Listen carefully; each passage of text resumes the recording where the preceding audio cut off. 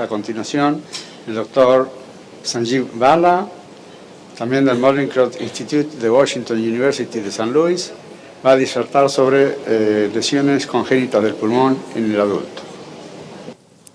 Well, thank you everyone. Thank you for... Muchísimas gracias. Gracias por haber vuelto después del almuerzo. Y en los próximos 30 minutos vamos a hablar acerca de las lesiones congénitas del pulmón. Yo creo que son útiles porque a veces se confunden con la neumonía, como Costas acaba de describir. Empecemos con un caso y vamos a utilizar este caso como marco para describir las lesiones congénitas pulmonares que vamos a tener.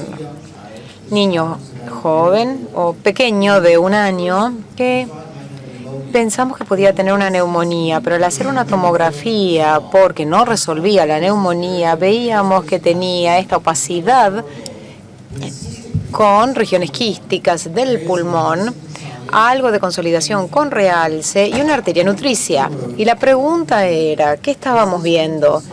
¿Era alguna lesión quística, por ejemplo, una malformación adenomatoide quística? ¿Era un secuestro? Y si era un secuestro, ¿qué tipo de secuestro pulmonar era?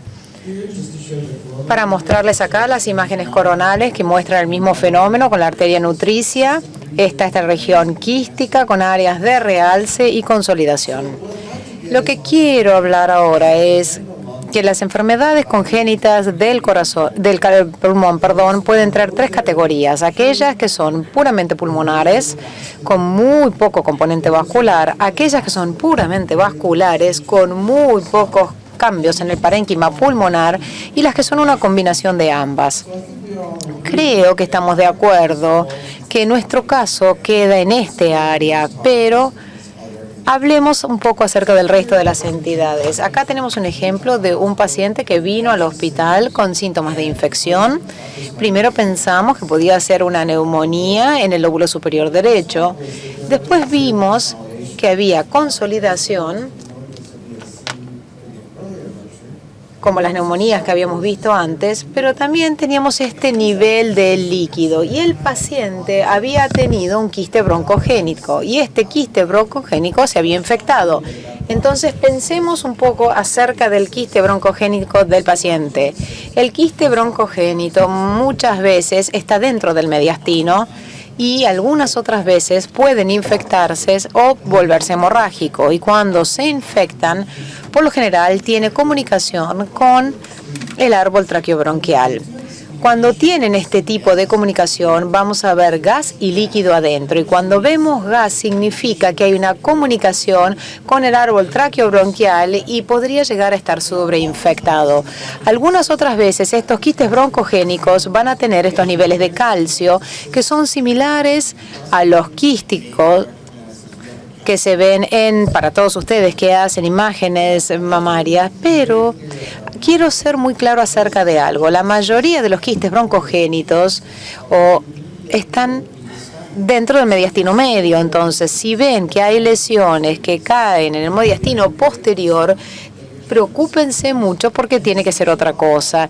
Y esta lesión era una lesión neurogénica, un schwannoma gigante. Entonces, si tienen una lesión que parece ser baja, pero está en el mediastino posterior, no se olviden acerca de lesiones neurogénicas como el schwannoma.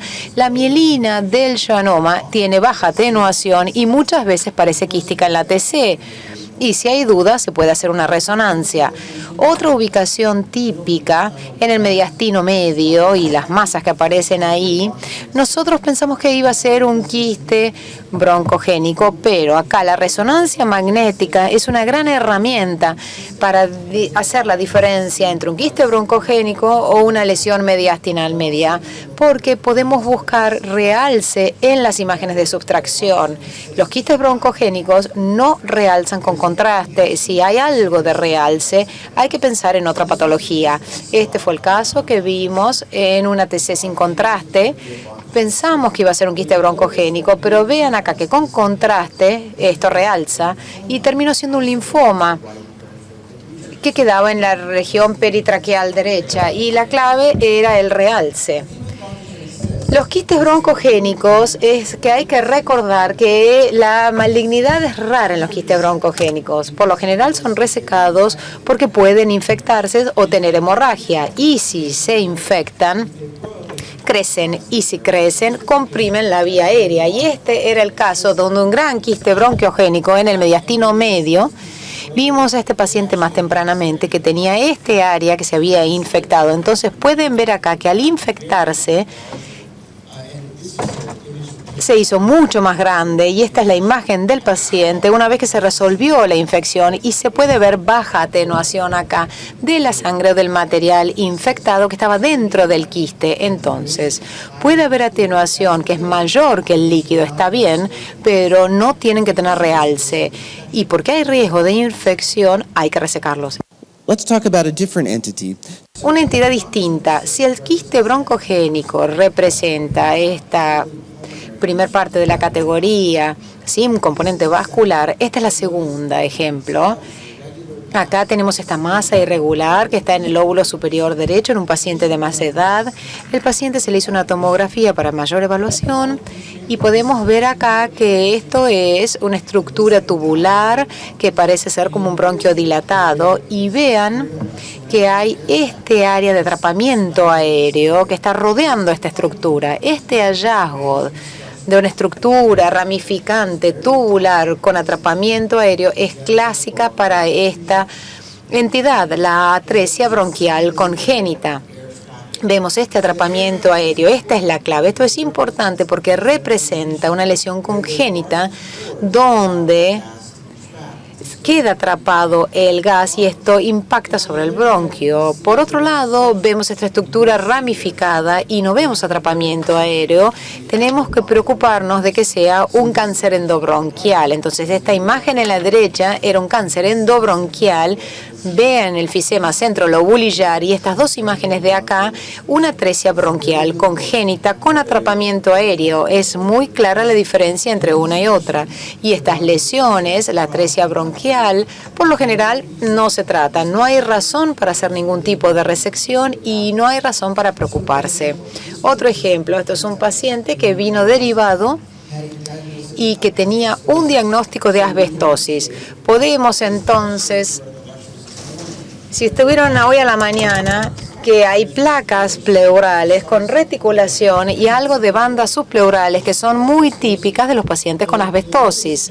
Se darán cuenta entonces que están estas lesiones espiculadas en el lóbulo inferior izquierdo, y el paciente vino para una biopsia porque estaban preocupados de que tuviera un cáncer.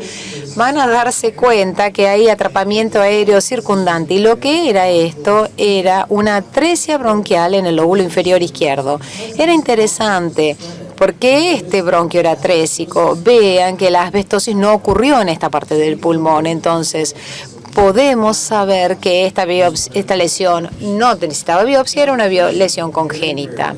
Raramente la atresia bronquial puede infectarse, pueden ver una neumonía dentro de ellas, y este es un ejemplo donde tenemos estas áreas de vidrio esmerilado parcheado y otras áreas que muestran atrapamiento aéreo con mucosele central. Se cree que esta infección viene de estas ramas colaterales que están presentes y la explican. Pueden ver entonces una neumonía dentro de una atresia bronquial, pero no una neoplasia dentro de un área de atresia bronquial. Otro ejemplo, vimos este nódulo en una placa de tórax y no sabíamos si era neoplasia o no, pero en la TC ven el atrapamiento aéreo circundante y esto favorece la atresia bronquial, y no hay que hacer ni más imágenes, ni biopsia, ni cirugía en el paciente. Pero una advertencia, si tienen este área grande de atrapamiento aéreo con una estructura central que no está ramificada, pero es una masa central, necesitan preocuparse de cáncer de pulmón. Pero la mayoría de los pulmones causan atelectasias, es verdad, pero lo que causa el atrapamiento aéreo es el carcinoide. Entonces, en un adulto, un tumor que tiene atrapamiento aéreo con algo de realce es el tumor carcinoide. Y es una imagen muy, muy clásica de un carcinoide endobronquial y no debe confundirse con una atresia bronquial. Pasemos al otro caso. Hombre que nos fue referido con una silueta cardíaca de forma muy rara, desviada hacia la derecha, una hiperlucencia en el pulmón contralateral.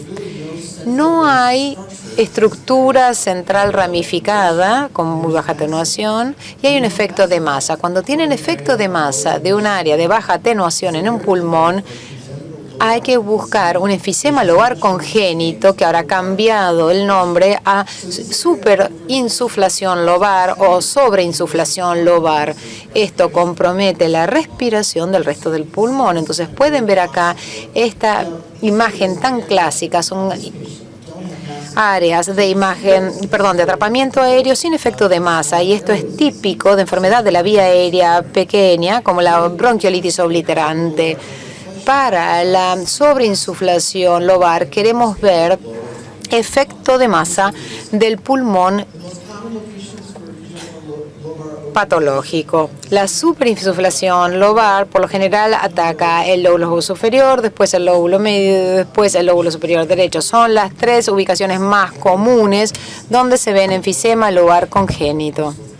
Y tienen que recordarlo. Volviendo entonces a nuestro caso, donde teníamos estas áreas, donde teníamos algo quístico con esta arteria nutricia, no explica demasiado que va a ser una de estas lesiones pulmonares, pero hablemos de otros tipos de lesiones vasculares. Una lesión vascular que quiero que ustedes reconozcan es la malformación arteriovenosa pulmonar. Se ve claramente acá donde se ven estos vasos tortuosos con la arteria nutricia, la vena que drena. Puede ser una fuente de embolismo paradójico o de embolización paradójica.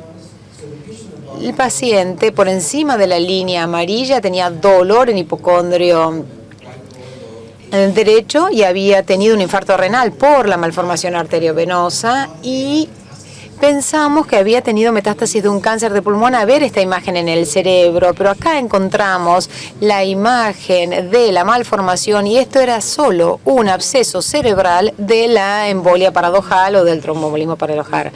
Esta malformación por lo general se ve en el contexto de un síndrome que se llama Rendu-Osler-Weber o telangiectasias hemorrágicas.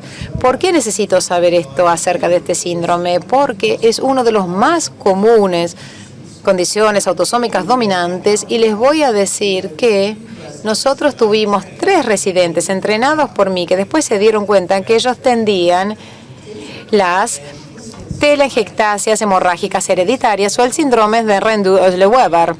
Y quizás alguno de ustedes acá lo tenga y ni siquiera lo sepa. Entonces, si saben de alguien que tiene este tipo de sangrados o lesiones cutáneas en general alrededor de la boca, hay que considerar que esto no esté presente. Recuerden que con la malformación arteriovenosa es importante saber el tamaño de la arteria nutricia. Si la misma mide más de 3 milímetros, los pacientes van a necesitar embolización.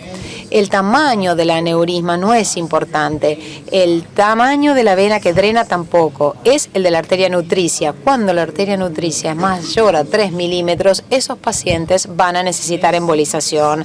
Pueden ver que algunas veces existen estas áreas como con nódulos en vidrio esmerilado. No significa que están sangrados, sino que los vasos son pequeños y le da esta imagen de vidrio esmerilado. Hacemos un screening en estos pacientes utilizando un estudio de burbuja por ecografía, y si la burbuja está hacia el lado izquierdo, sugiere que hay un shunt. Si está en los primeros 4 latidos y está en los últimos, está en el pulmón, este shunt sí está en el 5º latido. Acá fue tardío en el siglo y nosotros imaginamos entonces que la malformación arteriovenosa podía estar en el pulmón. Este paciente fue a embolización, y esto es interesante porque el paciente no tenía telangiectasias hereditarias hemorrágicas, y como pueden ver la presentación puede ser idiopática también. Para los que hacen cardiopediatría, ustedes tienen que reconocer que las cirugías están asociadas a estas malformaciones arteriovenosas. Otra anomalía vascular que vemos es una vena dilatada. Esta vena dilatada no tiene importancia alguna, excepto que a veces puede parecer un nódulo pulmonar. se la conoce como varice pulmonar. En la bibliografía se dice que quizás está asociada con microestenosis, pero la realidad es que frecuentemente la vemos sin antecedentes de enfermedad mitral, simplemente es una patología idiopática. Una tercera cosa que van a ver especialmente si hacen muchas tomografías por embolia pulmonar o, por ejemplo, la multislice, nosotros vamos a ver la arteria nutricia que sale de la aorta sin correlación con el pulmón. Parece como secuestro, pero no hay cambios a nivel pulmonar. Este paciente tenía un traumatismo, tenía una mini contusión. Esta entidad se la conoce como una arteria nutricia anómala sistémicas y muchas veces no vamos a ver cambios en el pulmón y frecuentemente simplemente se las hace un seguimiento.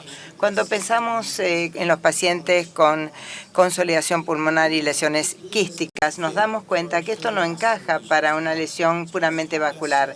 Vamos a hablar acerca de las lesiones combinadas. Bueno, Costa ya había hablado antes. Este es otro paciente con esta opacidad persistente en el lóbulo inferior izquierdo. Nosotros lo vimos en la tomografía. Veríamos una arteria nutricia muy buena para secuestro. Notarán que se trata de un secuestro interlobular, en donde la arteria nutricia viene de la aorta descendente. Esta es una buena localización de la arteria nutricia porque está en la región del ligamento pulmonar inferior, en donde las arterias pulmonares tienden a tener la trayectoria.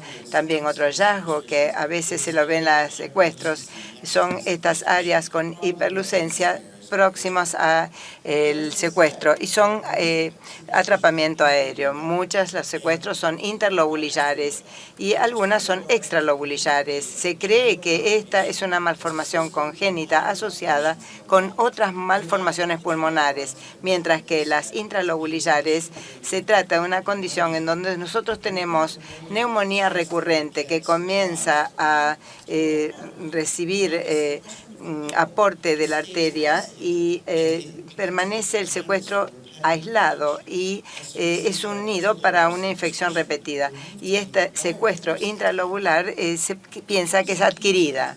Pero vemos este tipo de casos en donde los pacientes son derivados y aquí es igual a la atresia bronquial. Está ramificada, tienes estas áreas hiperlucentes y todos pueden pensar que es una atresia bronquial, pero hay una arteria nutricia que viene de la aorta. Esto parece un secuestro y a lo mejor parece un secuestro intralobulillar, pero vos me dijiste que las intralobulillares generalmente son adquiridas.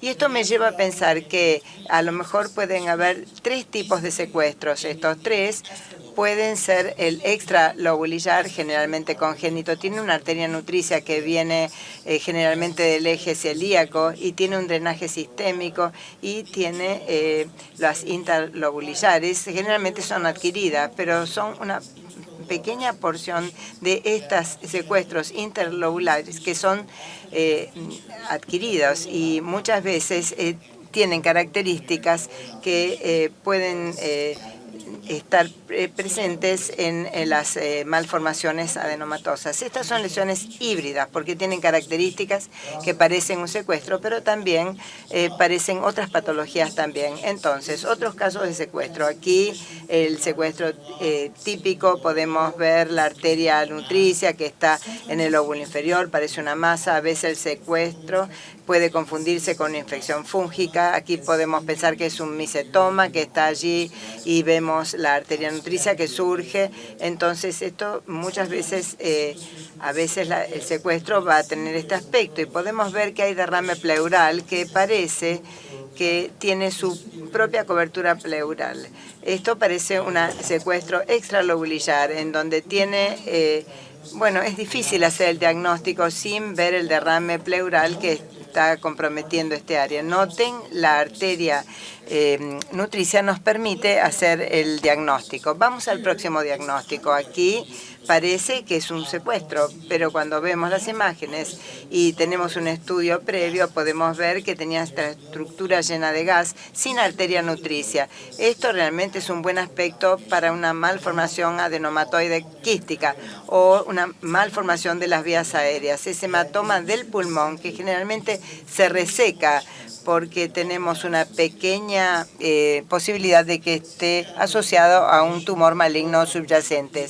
Bueno, esta malformación de las vías aéreas es un hallazgo pulmonar, pero hay una alta asociación con las arterias nutricias que surgen de la aorta, o sea que pueden superponer el secuestro. Y en este caso se trata de un paciente que nos habían derivado de Buenos Aires, que tenía una malformación quística, pero también tenía un drenaje anómalo asociado. Entonces podemos ver anomalías arteriales y venosas asociadas. En este último caso tenemos un espectro de entidades que puede presentarse con un pequeño hemitórax. Aquí podemos ver típico de lo que se llama las condiciones de paro. Y esto muchas veces en este paciente podemos ver que hay suministro de los colaterales intercostales y podemos ver que este pulmón parece regular por los vasos colaterales que lo están nutriendo, porque no hay arteria pulmonar. Nosotros dijimos que este paro pulmonar puede ser por ausencia del pulmón, lo que llamamos agenesia, puede ser aplasia si, por ejemplo, tenemos un bronquio con un falso terminación, o hipoplasia, un pulmón más pequeño, y todo esto se llama el espectro del paro pulmonar. Le quiero mostrar otro ejemplo de estas lesiones vasculares e híbridas. Esta es muy conocida para todos nosotros y todos vamos a ver esta vena que drena, anómala, parece una vena vertical, parece el síndrome de Simetral porque está simulando una espada turca. Aquí podemos ver este aspecto clásico. Este paciente se le hace una resonancia que demuestra esta vena que drena muy grande. Podemos ver la vena cava inferior que es muy grande debido al drenaje inferior y anómalo. Bueno, aquí podemos ver que los aspectos son similares. Aquí tenemos un drenaje anómalo en la vena cava inferior, un pulmón pequeño, y estos tienen que ser tratados quirúrgicamente. Si el shunt de la vena anómala es lo suficientemente grande como para ser sintomáticos. Ahora, el síndrome venolobular frecuentemente está asociado con una arteria sistémica nutricia. Pueden tener el 25% de los casos una vena nutricia. Raramente puede estar asociado al pulmón en forma de herradura. Aquí no vemos separación en los dos pulmones y muchas veces también está asociado con cardiopatía congénita. Bueno, una variación de este síndrome es lo que se llama la vena pulmonar que parece como si fuera una espada turca, pero si seguimos el trayecto, podemos ver que al final da vuelta y va a la aurícula izquierda. Es una anomalía y tiene esta configuración vertical. Tiene un aspecto similar a la espada turca y no se los trató al paciente por el aspecto, sino que tenía hemoptisis. Entonces, cuando nosotros pensamos acerca de los casos, bueno, les quiero mencionar que las venas pulmonares anómalas pueden considerarse en estas 4 venas pulmonares que existen: la vena superior, la izquierda, la inferior derecha y la izquierda inferior, y cada una de estas tiene una asociación. La más común de las anomalías de un retorno venoso pulmonar izquierdo superior es la más común y generalmente la vemos sin otras cardiopatías congénitas. Decimos que es aisladas. A la derecha es común, tan común como a la izquierda, pero cuando la vemos, el 50% de los casos o más va a tener una comunicación interauricular. Ahora, el cimitar es una anomalía de la vena pulmonar del lóbulo inferior derecho. Y cuando nosotros vemos el drenaje anómalo, generalmente está en el cuadro de cardiopatía congénita. Aquí podemos ver que la vena pulmonar estaba con su trayectoria a lo largo del ligamento de Marshall para ir al seno coronario. Este paciente tenía una tetralogía de Fallot. Nosotros tenemos que considerar estas 4 venas que tienen una asociación única a estas patologías. Cuando volvemos al caso, un niño que se presenta con cambios a nivel del pulmón, cambios quísticos y de consolidación, esto nos hace pensar que este paciente tenía una malformación quística o un secuestro. Nosotros, bueno, decimos, esto es muy bueno para el secuestro, pero debido a esta superposición representa la minoría del secuestro interlobulillar. Se le hace una resección y de eso se trató. Entonces, es útil para que ustedes tengan este esquema, para pensar en estas patologías que frecuentemente pueden surgir cuando nosotros menos las esperamos, generalmente en la sala de urgencia, cuando estamos de guardia. Y nosotros tenemos que pensar que si tenemos una neumonía que no parece ceder y en las imágenes de seguimiento, piensen en estas lesiones y si hacemos una tomografía, piensen en este abordaje que los va a guiar en su proceso. Muchas gracias.